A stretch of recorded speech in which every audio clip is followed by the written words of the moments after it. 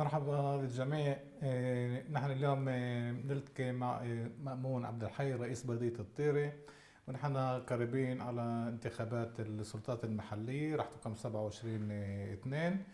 أبو طارق، في عنا تساؤلات وأسئلة رح نطرحها عليك، نعم. ونتأمل إنك تجاوب على الأسئلة بكل شفافية ووضوح للجميع.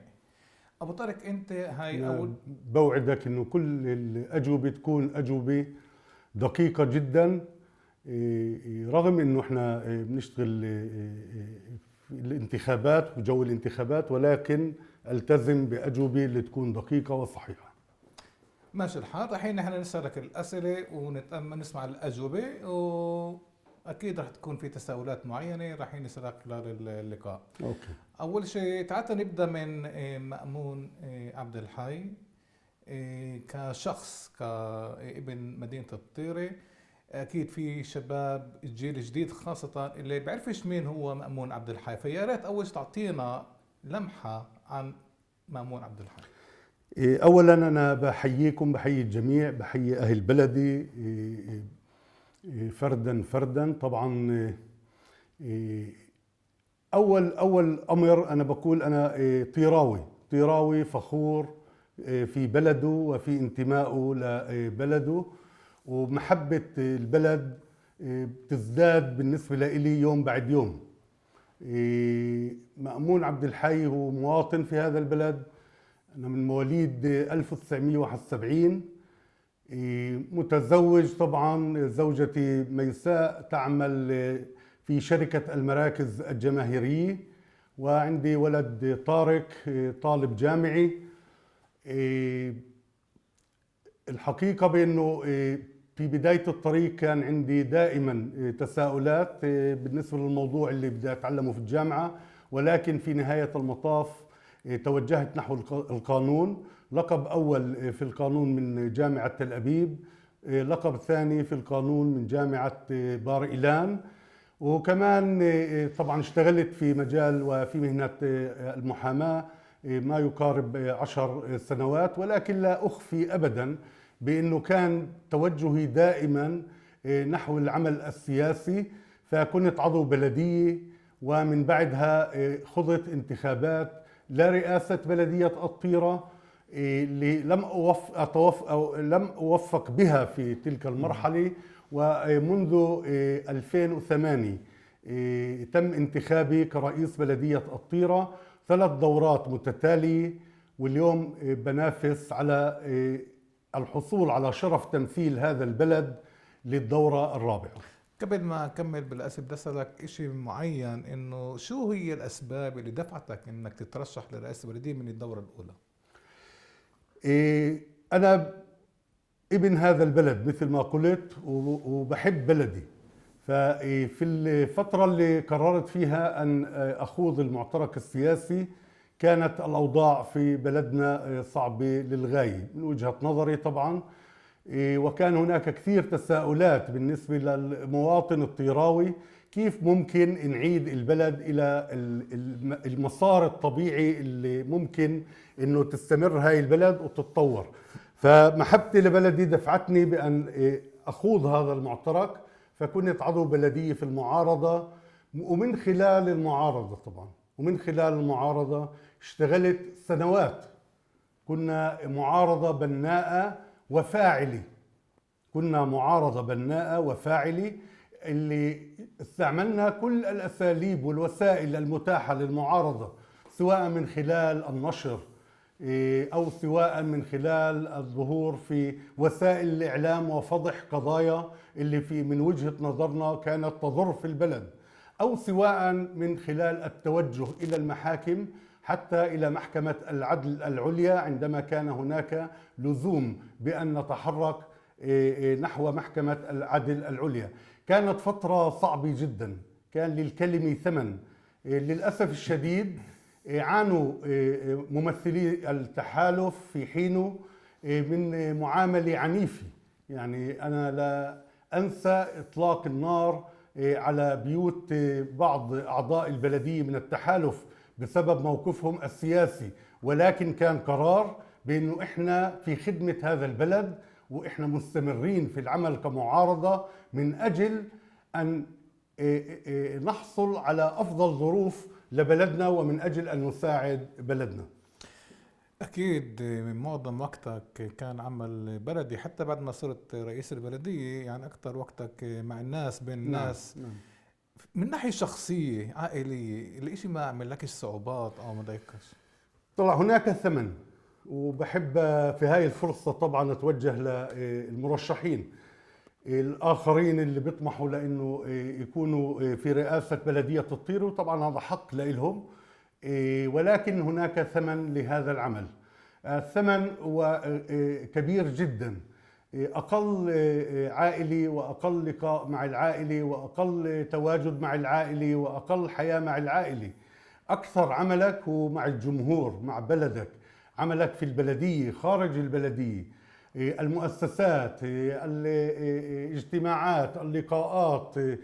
عمل صعب جدا، شائك جدا، وبالأخص عندما نتحدث عن العمل مع المواطن. وإحنا بلدية اللي معروفة بأنه هناك أبواب مفتوحة في البلدية، في البيت، في الشارع، في كل مكان. ما كان أي مرة اللي فيها حاولت أني أبعد عن الجمهور، بالعكس أغلب وقتي هو لقاءات مع الناس، الاستماع إلى قضايا الناس، هموم الناس، مشاكل الناس.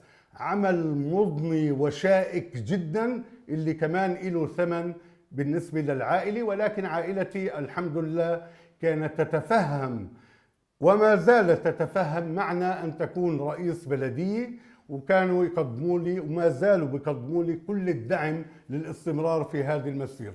أبو طارق، هاي لك أنت 15 سنة في منصب رئيس البلدية. نعم. ما تعبتش؟ سؤال سألوني إياه عدة مرات، ومظبوط سؤال اللي هو في محله.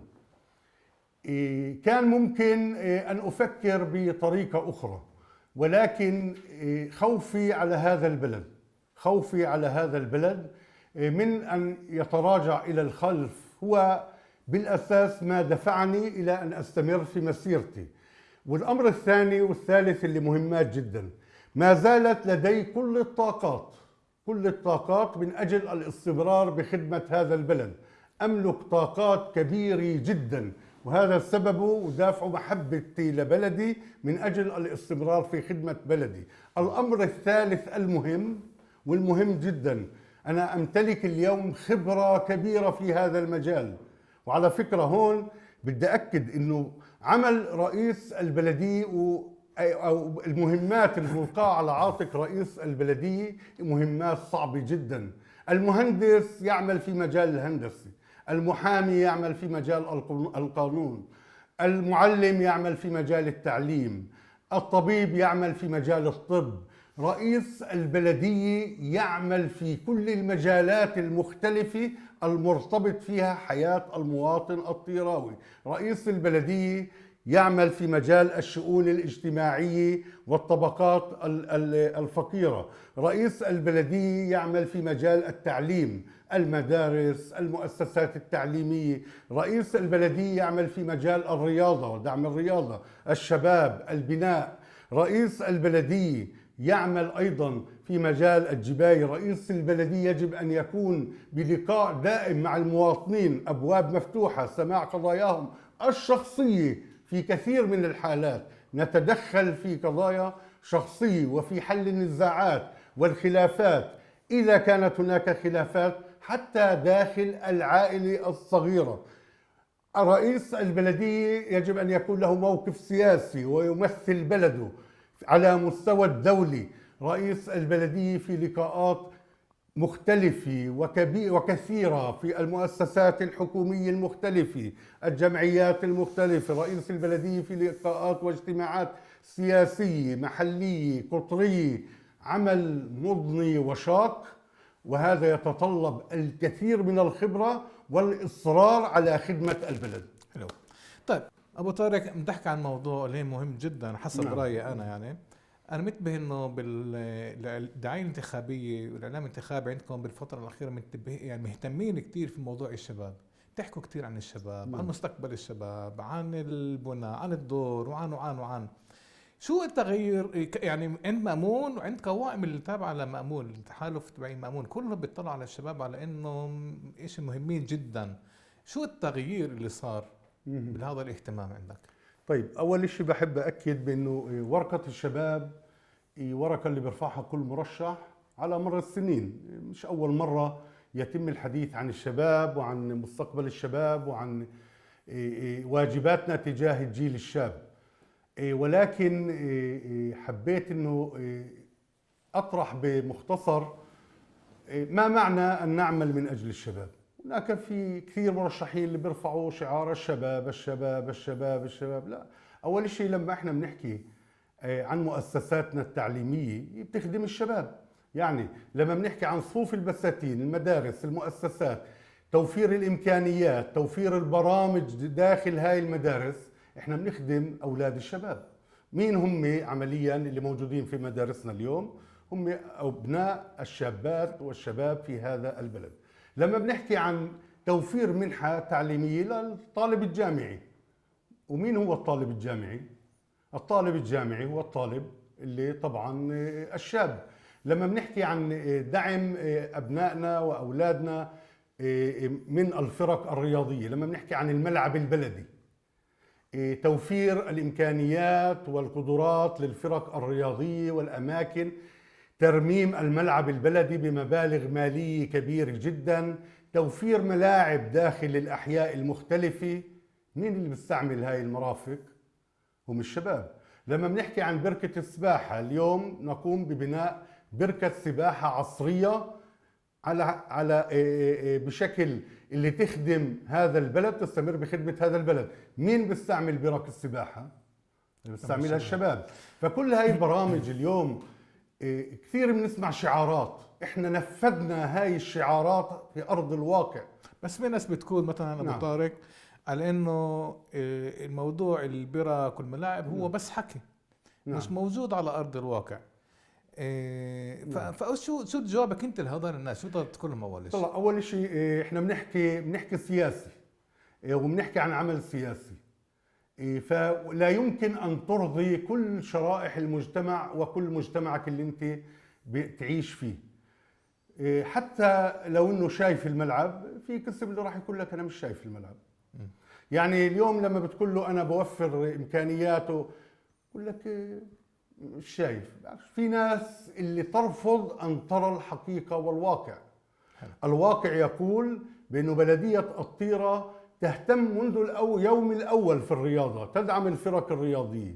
بلدية الطيرة حطت أمر اللي اشتغل سنة، أقل من سنة، تقريبا 8 أشهر عمل مستمر داخل الملعب البلدي.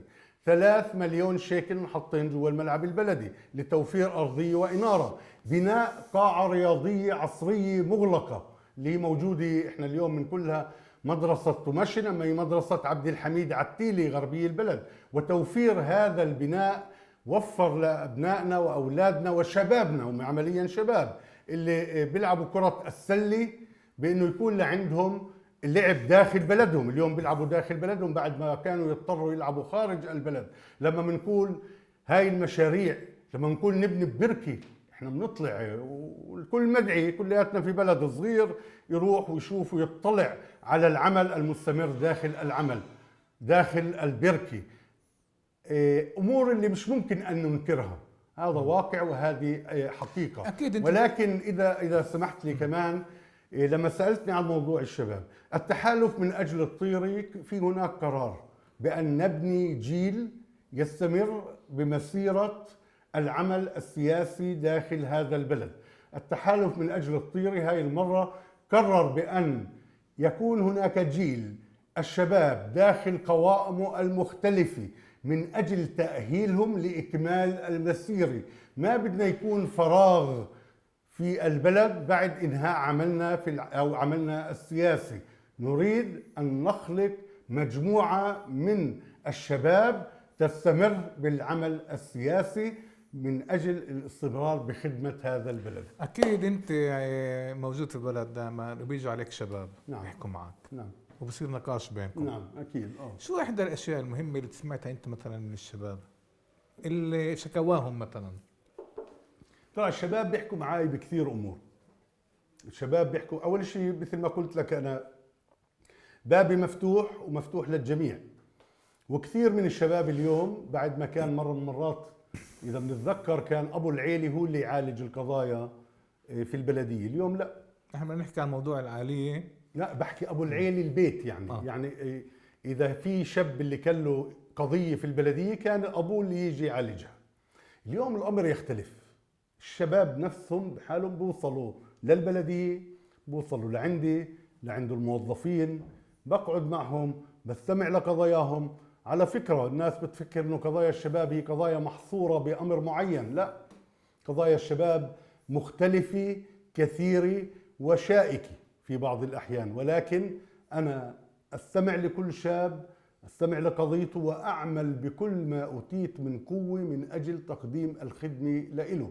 إحدى الأمور اللي ما حدا بفكر فيها، خذ توظيفات، تعيينات معلمين أو في مؤسسات ثانية، كل الحمل تقريبا لعنا. مضبوط في هناك مرات عدم قدرة بأنك تخدم الشاب في مجال العمل مثل ما هو بده، ولكن تأكد بأني وبشكل مستمر أتابع قضاياهم حتى تحقيق الهدف. أنا بدي أسأل سؤال مهم أو أتدخل، هو مش شو رأيك في موضوع تعيينات المعلمين؟ اللي نعم. بيقولوا مرات إنه رئيس البلدية بيتدخل في تعيين المعلمين، هل هو حقيقي ولا شو؟ خليني أكون حقيقي معك واقعي.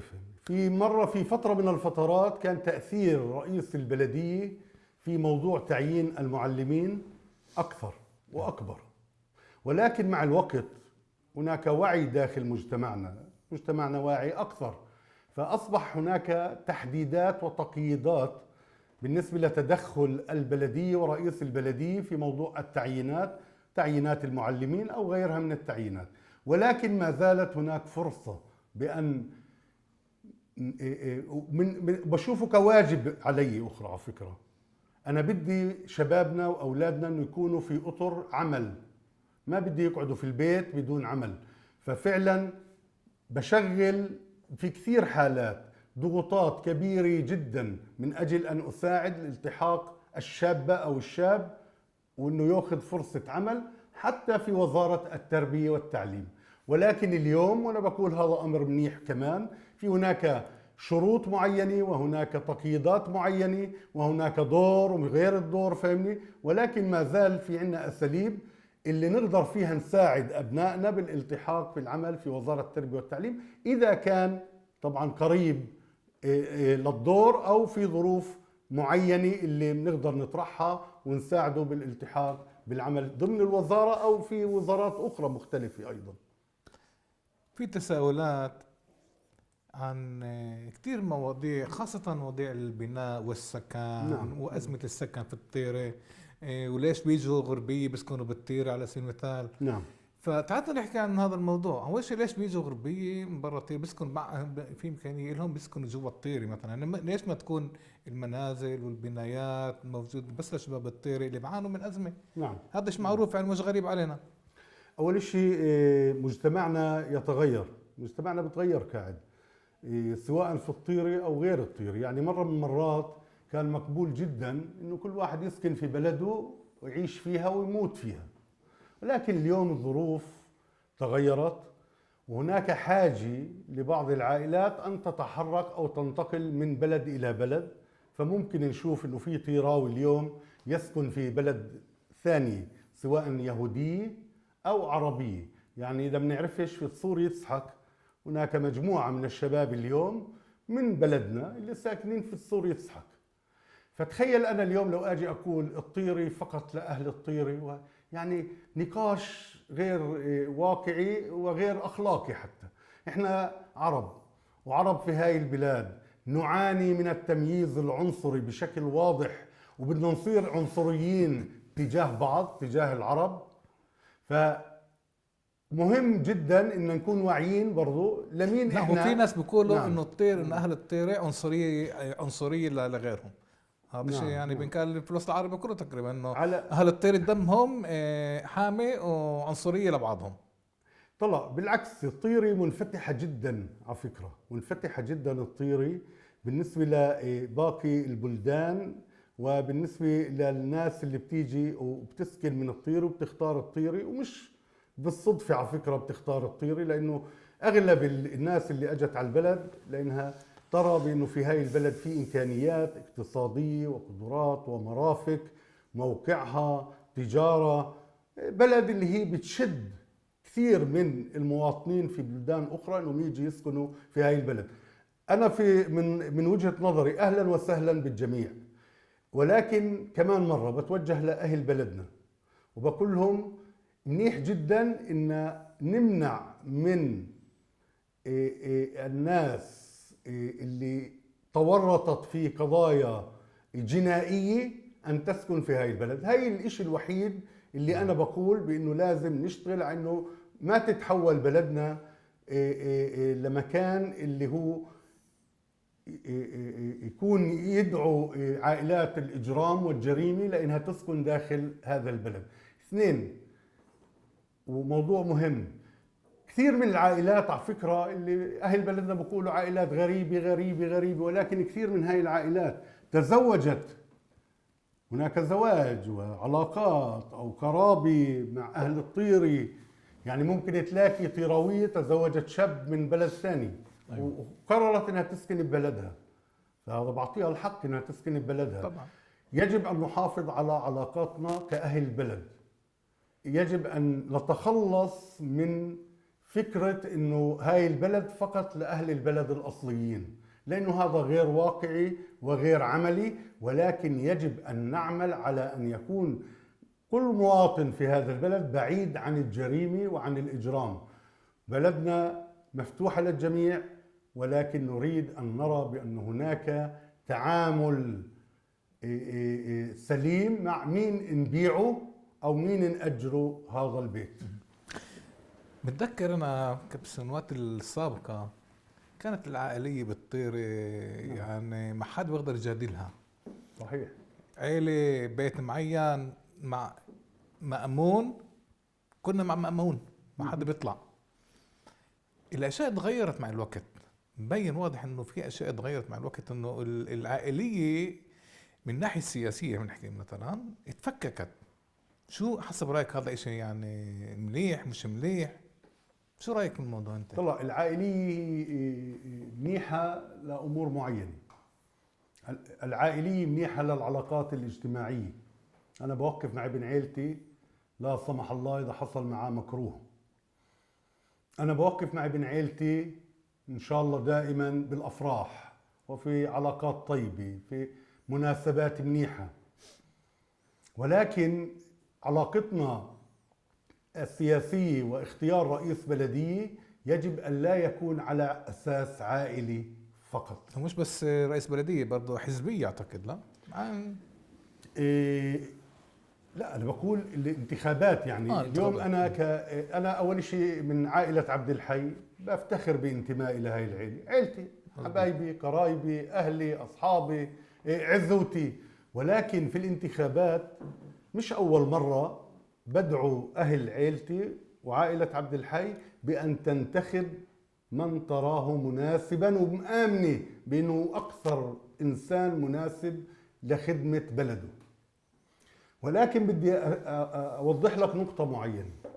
هاي البلدية اللي هي 15 سنة تخدم هذا البلد، انتبه لنقطة مهمة جدا. من 15 سنة الدورة الأولى كان عدد أعضاء البلدية اللي بيمثلوا العائلات كبير جدا. الانتخابات اللي بعدها نزل عدد أعضاء البلدية اللي بيمثلوا العائلات، وزاد عمليا عدد أعضاء البلدية اللي بيمثلوا الأحزاب أو الحركات السياسية المحلية. ومن بعدها كمان مرة زاد عدد التمثيل الحزبي داخل بلدية الطيرة على حساب التمثيل العائلي، وهاي ما أجا من فراغ. إحنا ما بنتعامل كبلدية الطيرة مع المواطن حسب انتمائه العائلي، لا، إحنا بنقول بلدية الطيرة أبوابها مفتوحة للجميع. حتى اليوم في شعور في البلد إنه العائلية انتهت. إذا بتلاحظ الكل بيحكي عن إنه تأثير العائلة على الانتخابات ضعيف جدا جدا. صحيح. وهذا مش جاي من فراغ، هذا أجا من بلدية واعية اللي أبعدت العائلة عن البلدية وعن العمل البلدي. أبواب بلدية مفتوحة للجميع، لكل العائلات. نحن لا نخدم حسب الانتماء العائلي، وإنما نخدم لأن واجبنا أن نخدم ابن الطيري كابن الطيري. هاي الأمر كان يمكن أن يكون بشكل آخر على فكرة. وبدي أعطيك مثال، لو بتهمني مصلحتي كرئيس بلدية فقط، أو بهمني أنه إعادة انتخابي فقط لا غير، لكنت عمقت العائلية أكثر وأكثر. لأنه إحنا بنعرف التعامل العائلي والتعصب كبير جدا لابن العيلة. كان مصلحتي بتقول إنه أنمي الانتماء العائلي والعنصرية العائلية من أجل أن أحافظ على مقعدي كرئيس بلدية الطيرة، ولكن مصلحة بلدي كانت أهم من مأمون عبد الحي ومن مركز مأمون عبد الحي ومن رئاسة مأمون عبد الحي. الطيرة اليوم أقل بلد تعمل على أساس عائلي في الانتخابات، وهذا فخر كبير لإلنا وفخر كبير للتحالف. وهي كان عمل مضني ومهم من أجل أن تستمر خدمة التطور في هذا البلد.